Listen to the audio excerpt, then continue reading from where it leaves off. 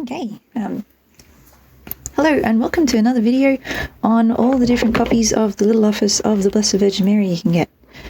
Okay, so I've done one of these before with these books, and so, and also this one. So I'll put those to one side just for now and look at these new ones. Okay, so this is my reprint of the one from Benziger Brothers from 1915, which I found is the one that the Angelus Press one is based on. So if you look here, it says the text of the Little Office of the Blessed Virgin Mary and the Office of the Dead is out of the 1915 Benziger Brothers edition, with updated punctuation and slight rewording of some familiar passages in English. And the content of the offices was revised in conformity with the norms of the typical edition of the Roman Breviary, published in 1961. So, if you want the official 1961 version, these are your two options. Okay, the rest go from earlier versions. So, the 1915 one is pretty darn close, though. I think the main difference is the appearance of little Kyrie eleisons in each. There's a Kyrie eleison. Yes. So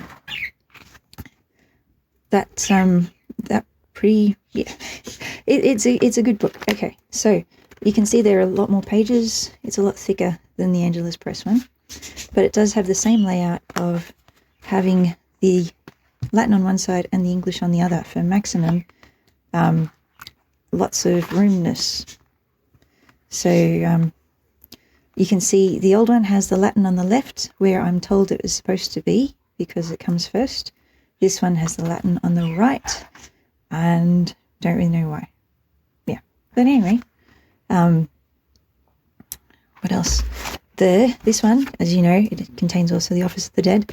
The first time I made the reprint, I did include the Office of the Dead, so this one does have the Office of the Dead, but it turned out much bulkier than I expected, so I went and removed the Office of the Dead. So there you go, no Office of the Dead written there, and it is that shorter. Yeah, so the one that I've got for sale is this one. If you want a big chunky little office with the Office of the Dead, let me know in the comments.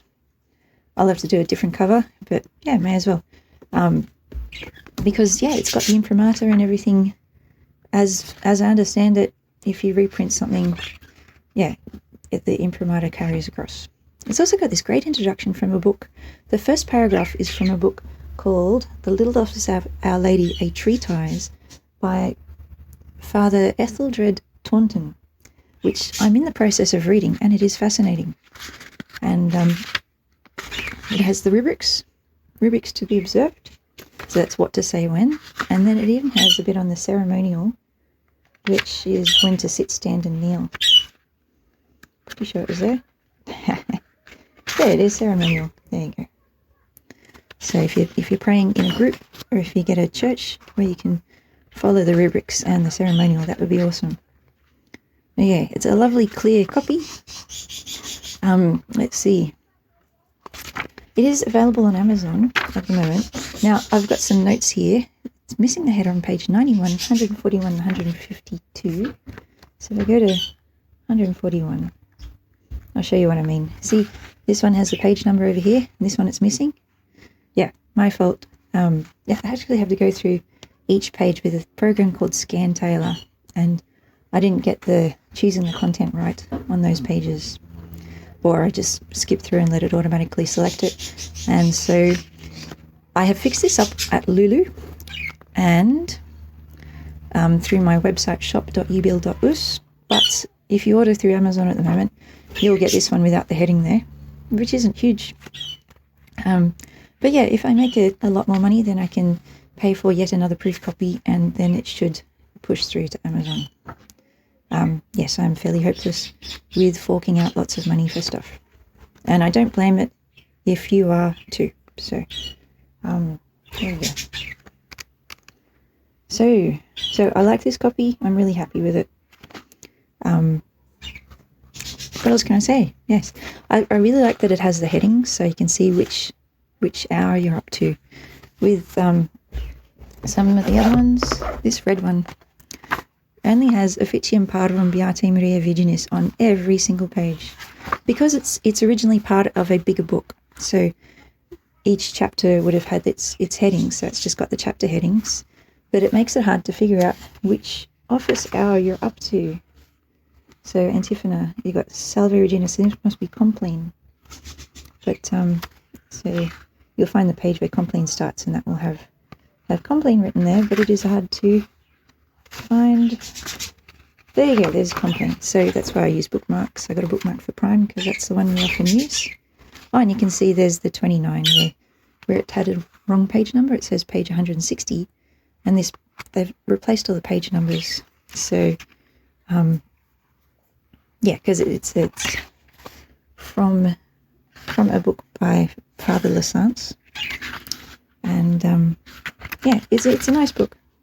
Yeah, this Little Office of the Blessed Virgin Mary is taken from Prayer Book for Religious, Book 3 by Reverend Father yeah, I don't know what the FX stands for, but he's very famous too, and it has an imprimatur, so it's all good. Yes, so I think that's yeah, I think that's it. It's sort of the imprimatur thing I've been thinking about, because this new one, which looks lovely, you can see it's bigger, quite a bit bigger, but it's still not too fat. So yeah. Anyway, Little Office of the Blessed Virgin Mary, the traditional Little Office of the Blessed Virgin Mary, in Latin and English, by Christopher Kent. Now, it's mysterious Christopher Kent I haven't met. I just found the book on Amazon and thought I really need to find out what's inside this book. So this is what's inside this book. It has the usual ferocious copyright disclaimer thing. So I'm hoping that making this video doesn't count as reproducing the book.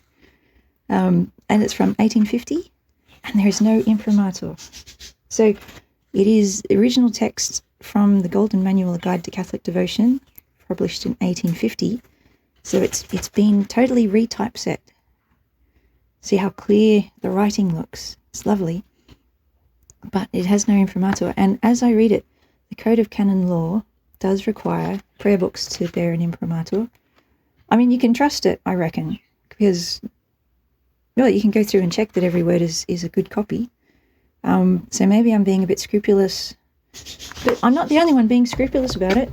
This guy, Breviarum Romanum, did I point this out before? It is a proof copy, and it is a proof copy because it is still awaiting episcopal approval.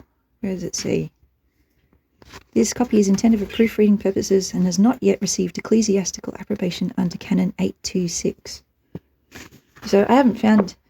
I've had earlier copies of this because it's been an ongoing project. He has had a WordPress, or was it Blogspot, a blog where he's had the latest versions available for people to proofread, and I have found mistakes in earlier versions.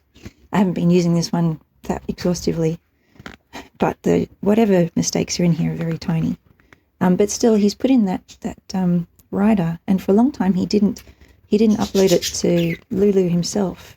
He just gave you the PDF, and you would upload it and make your own book. He just had it in a format which is good for Lulu to use, but you see it's got Little Office. So that is where I have a little bit of a misgiving that it hasn't gone through the normal channels. But it's quite understandable. It takes quite a while. If the bishop's going to go and let someone have to go through this many pages to check that all the things are in the right place, they might run into the things whether there's a whole lot of kerfuffle whether you accept the reforms of Vatican II at the moment. So, as I understand it, there hasn't been a new version of the Little Office since 1961. So that makes the 1961 ones the official thing by default. So, but yeah, if you want a nice clear copy, it is pretty good. Oh, there are no accent marks here. Let's have a look at the Psalms. The Psalms don't have any accent marks. They don't have any asterisks. So it's going to be hard to sing from this copy. That's funny that the numbers, they put the numbers in the English, but in the Latin. They put the Latin on the left, so that's good. It might not be a singing copy, but it'd be good for saying.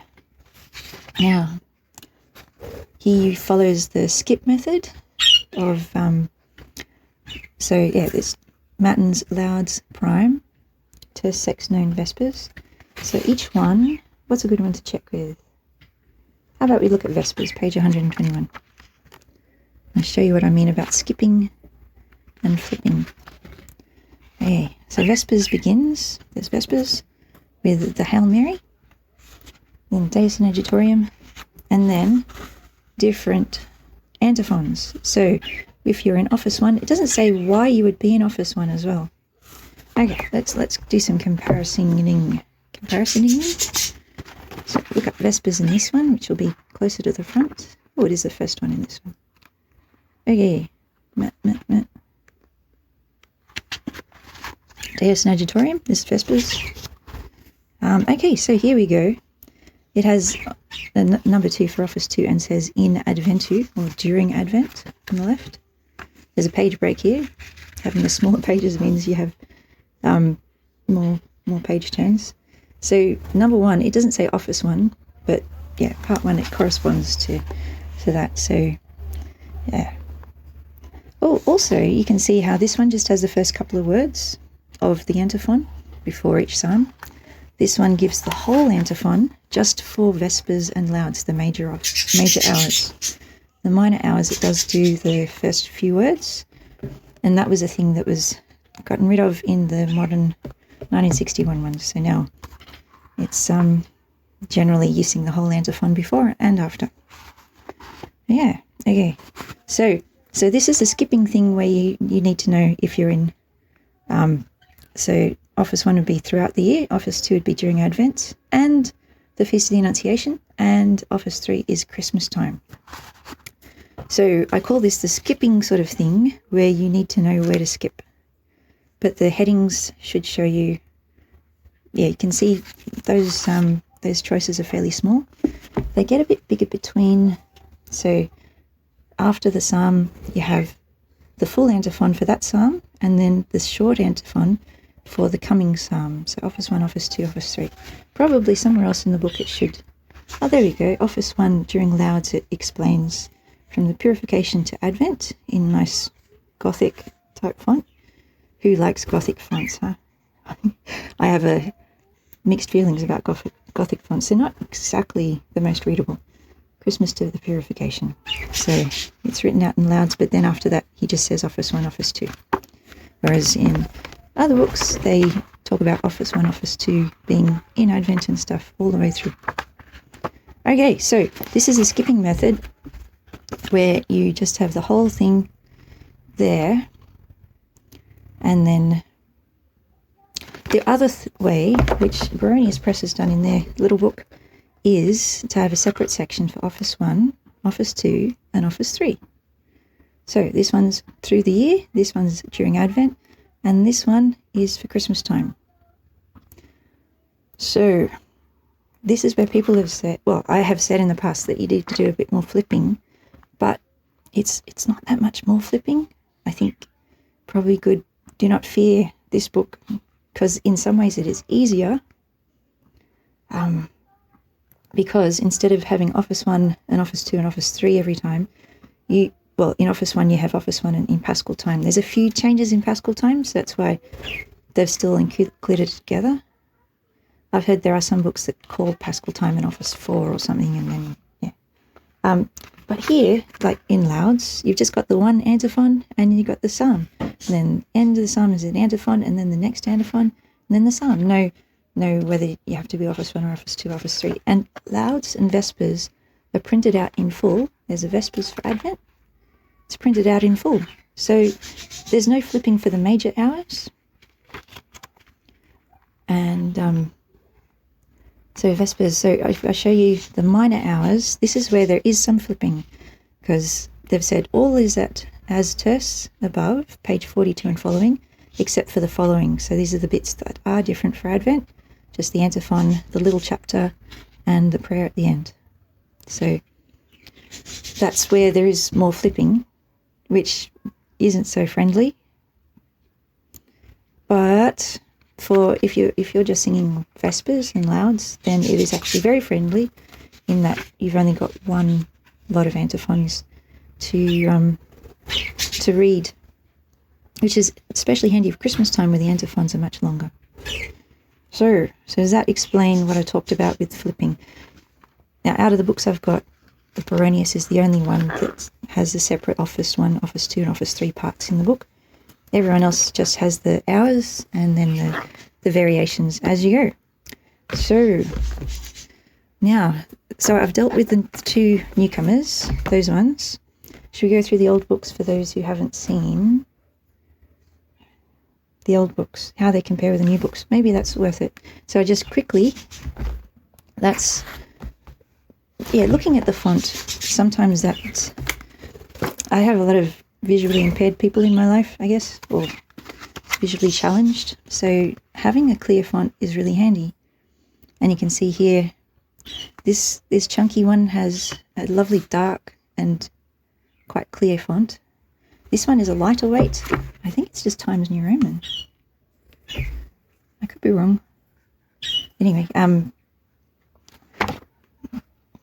comparing the enormousness of this font to the others. So you've seen that one versus that one. We'll use this one as the benchmark, huh? The Baronius press is really, really tiny. Look at that. It looks microscopic compared to the Benziger one. The Benziger one probably was originally a much smaller book too. That's probably worth mentioning. The Baronius is a little bit bigger than the Bonaventure. The Bonaventure is the red one, but it's still quite tiny. And they use an extra small font for the hymns here. There's a hymn. There's never a hymn when you want one, is there? It's towards the end in Louds, isn't it? No? Yeah, when I'm editing this video, I tried doing this already, and that's why I'm doing it again, to be a bit more logical. Here's a hymn, and I found, because I can't see what I'm doing with this camera in the way. Yeah, anyway, this is a hymn. You can see they use an even smaller font for the hymn, and that's so that they don't have quite so many bad line breaks here. Although they've got quite a few already. They bunch up the hymn so you can see the gap between the hymns. The Bonaventure one has a weird thing, it keeps it line for line, even though the translation isn't really a line for line translation. So you have these big gaps in the Latin, line by line. It's hard to see where each verse begins and ends. So, I don't know. There's a minor difference, a minor technicality, I guess. There we go. Anything else? We've gone through those ones. Oh, Angelus. Angelus compared to this one. Since the Angelus one is its big brother. Yeah. Big brother or little brother? Younger grandchild, I guess. So you want to anthropomorphize your books. You can see that the font is quite readable, but yeah, smaller. Yeah, it'd be interesting to see the original one of these books, because this probably would have been a really, really tiny book. Do you want to see a little tiny book? I'll go and get a little tiny book.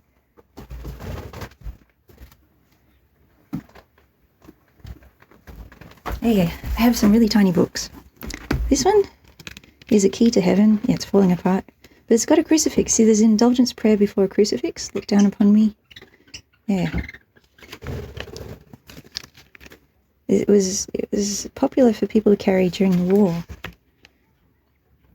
So this one's Pellegrini & Co. Sydney, Melbourne, Brisbane, Australian. Yeah, so it has beautiful little pictures. It's so tiny. So you can see compared to this one, look, it's just... So probably the writing in here looks so big, probably because it was a really tiny book before. I even have this one. It would be lovely to reprint these little ones, wouldn't it? They've got some beautiful prayers in there. Anyway, yes. And this one is an imitation of the Blessed Virgin. Oh, it's upside down. Sorry, it doesn't have it has a name on the spine. Imitation of the Blessed Virgin. And yeah, I'd probably, it looks kind of small print, but it's a small book. So if you scan this and then printed it as an A5 or something, it would look rather enormous too. So yes, I like books. Oops, yeah.